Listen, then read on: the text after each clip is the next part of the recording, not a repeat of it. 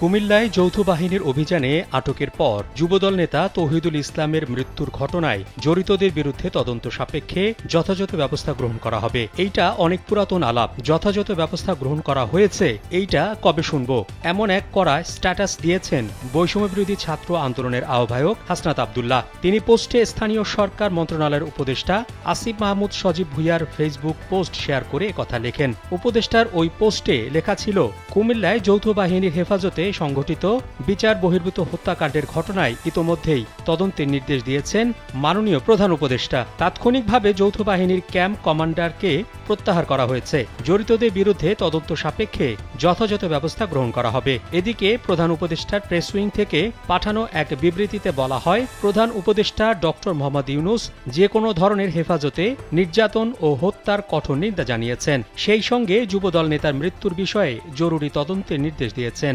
বিবৃতিতে বলা হয়েছে, পুলিশ কুমিল্লায় তরুণ তৌহিদুল ইসলামকে হাসপাতালে নিয়ে যায়, যিনি নিরাপত্তা বাহিনীর দ্বারা আহত হয়েছিলেন বলে অভিযোগ রয়েছে। অভিযোগের ভিত্তিতে তাকে বাড়ি থেকে আটক করা হয়। অন্তর্বর্তীকালীন সরকার তার মৃত্যুর বিষয়ে জরুরি তদন্তের নির্দেশ দিয়েছে।